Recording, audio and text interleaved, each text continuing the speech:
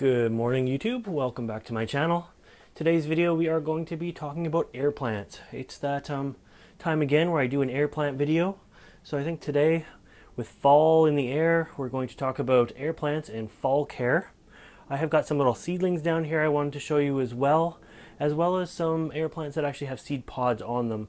So as we go through a little tour and we get to that plant, I'll talk about how you pollinate an air plant to get seeds, and then what you do with the seeds after you have them in order to get little tiny air plants.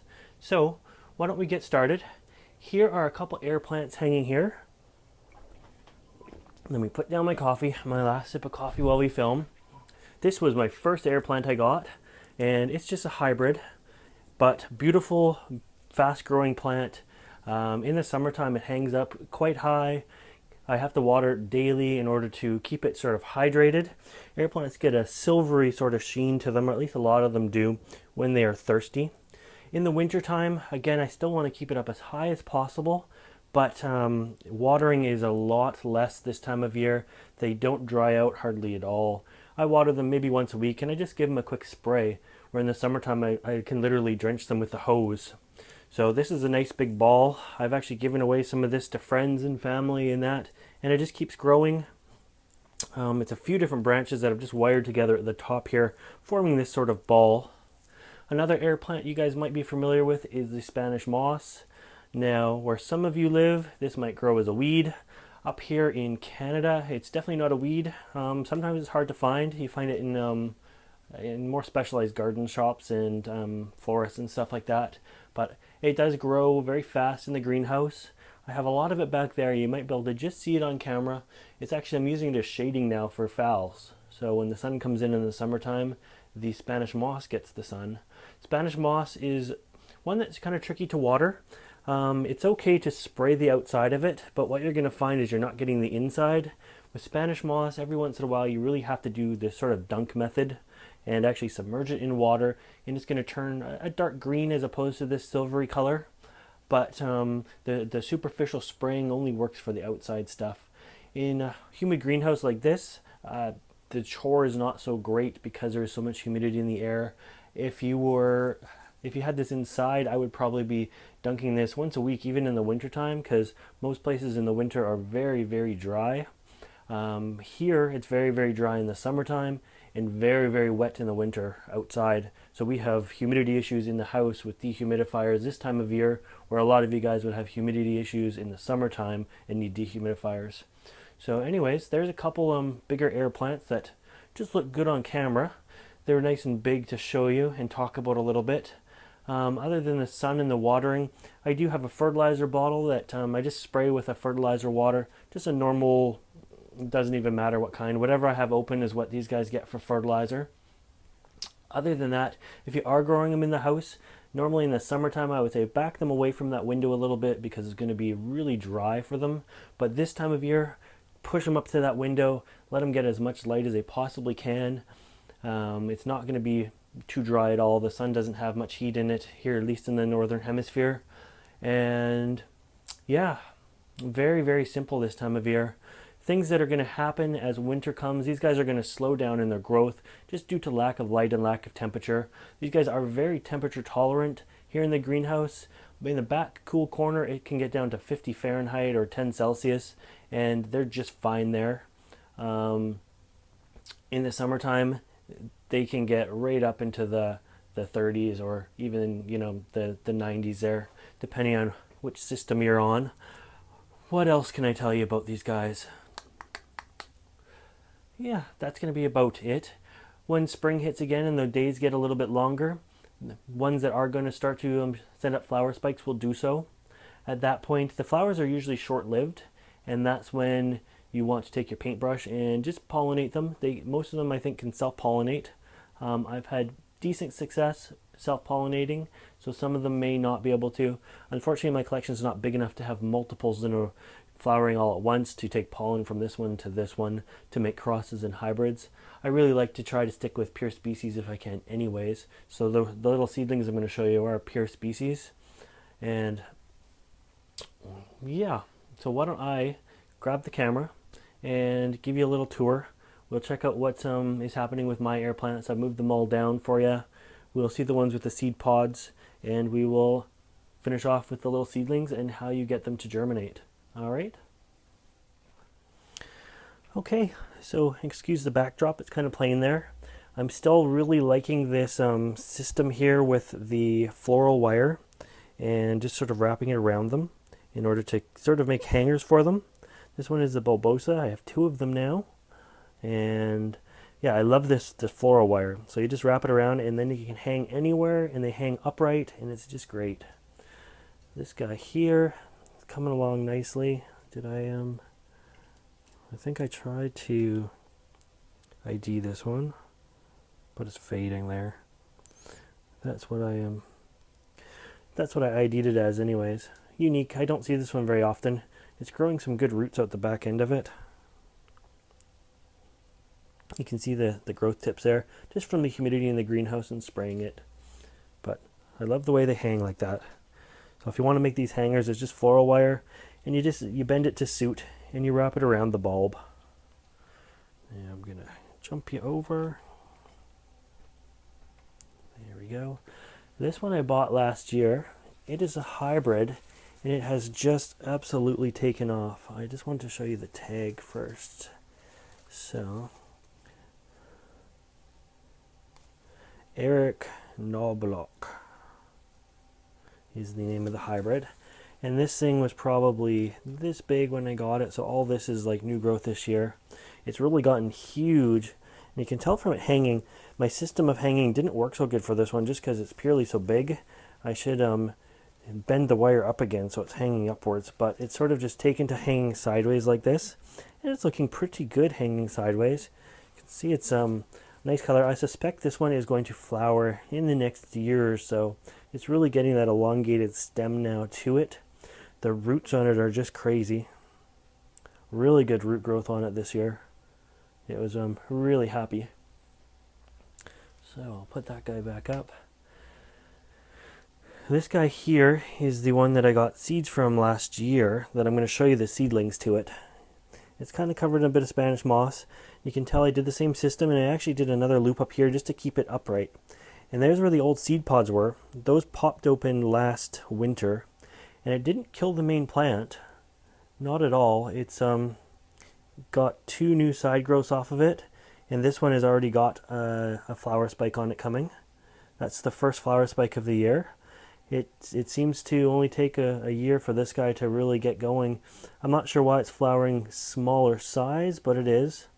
Beautiful pattern to this one too. Not just the sort of silvery color, but let's see if I can focus on it. There we go. Beautiful color. So yeah, we have another flower spike there, so that's kind of cool. You can have tons of those guys. This one here is Argentia thin. Now, it had a flower spike on it. This was a failed pollination. I tried to self-pollinate. It didn't seem to work. I was on the ball, I thought, and got there when it needed to. After it's flowered, you can see it's got 2 new bulbs starting on the top of it. So all is not lost. You know, you didn't get the seeds, but I did get 2 out of it. And this guy here. So the original growth was this one.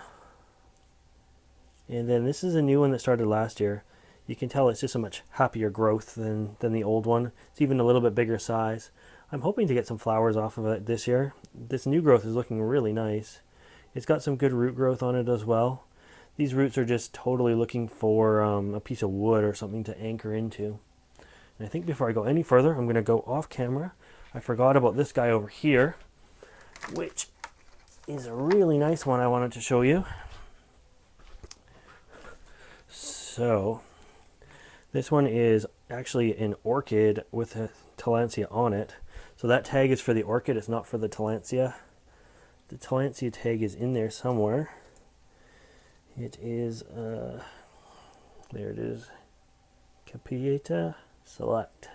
So this guy turned bright pink this spring, and I did my best to pollinate the seeds or the flowers, and I think I was very successful. You can see all the seed pods on the top. So that is great news because this one was awesome. So it's self-pollinated. Hopefully these seeds germinate. This was a lovely species. Like, it was hot pink there when it was just into bloom. You could tell it was getting ready to bloom. Totally different color than it is now. After it bloomed, it started another side pup. So that's good. Even if the seed pods are not fertile, at least I have the other one starting. Beautiful plant. The air roots have gone down into the wood. You can see them there sort of growing on the wood. It's really happy here. So I'll leave that guy there too. I'll keep you updated on that one because it's one of my absolute favorites. I can't believe I almost forgot it. And why don't we just turn this and see what happens. There we go. This one is another one that I've self-pollinated the pods. These have monster pods on them. They're really huge. And I think every pod pollinated, maybe except for the very top flower. So there's a look at the seed pods on this guy. This one is called a Tricolor. I haven't yet to see the actual Tricolor on it, but it is a Tricolor. So I'm hoping for some good pods on that guy. This one here is another one of my favorites. I believe it is a Ventricosa, someone ID'd it as. It flowered, had a beautiful red stalk to it and white flowers. I tried to pollinate. It doesn't look like anything took on this one. You can see I'm at about a 50% success rate for pollinating. But anyways, it's a beautiful plant anyways, really, really sharp. I have this one really far out of the way because it is so sharp, I feel I could like lose an eye on it. It is just that sharp.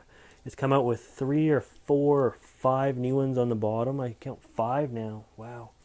Little pups after flowering, so it doesn't seem like it really, I need to grow this guy from seeds if I get 5 new ones every year from the one. And then we have this guy, which I'm just growing it in a pot. This is the Sienna. Has the pink quill that comes out of the top. This is where the pink quill was. It never did anything for me. Never really was that pink either. But after the pink quill, after some time, it kind of got soft and mushy, so I just twisted it off. And this is what's growing in between, or in since then. So it's got 3 new ones. 1, 2, 3. I've kept it in the pot for now. I don't like it in the pot. I would love to have it just as an air plant, but I just haven't had time to rip it out and see what's going on in there. But it'll be on probably my to-do list for this winter. I don't know, maybe I'll bring you guys along for it if there's any interest to that. So this isn't necessarily their home, so it doesn't just hang there. They're all up quite high. But why don't we move you over now and we can check out the seed pods that are on the table. Okay, so I've had to zoom in really close. This is the seeds from the one that I showed you there, the Bootsy. And what I did was, this is just the bottom of a yogurt container. It looks like blueberry. It doesn't have any holes in the bottom of it. I just laid some sphagnum moss in there and planted the seeds in there. Kept it quite wet and kept it quite warm, and they germinated this spring and summertime. Here is a dog hair in there from my bulldog Humphrey. We'll get that out. Those are everywhere. But you can see the cute little plants now. They've come a long way. So there's one there. There's some here. I planted some in other pots as well. I threw some in with the Nepenthes because there was sphagnum moss there as well. They didn't take. They really they needed their own space. I'm not sure why. Maybe I'll find some in the future in there, and I just can't see them because they're pretty tiny. But some of these guys are good size. I'm not going to lift them out because they actually have little roots that are going into the moss there. So I'm going to leave them like that. I basically let this moss get dry, and then I really give it a good flood, so it's almost too wet, it seems, and then let it dry out again, and just do that sort of method. A couple times I tried fertilizing, or like using a water with fertilizer in, just like I would for orchids, and I think it helped. It didn't hurt anything, but it turned the moss kind of a slimy green color, which kind of sucks because there's extra nutrients in there now. But the algae that the extra nutrients has made doesn't actually seem to be causing any damage. But some of these are they're decent size for what they are. There we go. Really good shot of them. You can see they're working on the third and fourth little leaf. They look just like their parents, that's for sure. So, anyways, that is my video for fall care for your air plants. Hopefully some of these seed pods in the spring burst. Maybe we'll do a video on planting them. Maybe we won't. It's not that exciting to see me sprinkle seed pods onto here or seeds onto here. But anyways, if you like this video and you want to see more updates like this, make sure you subscribe to my channel. As always, thanks for watching.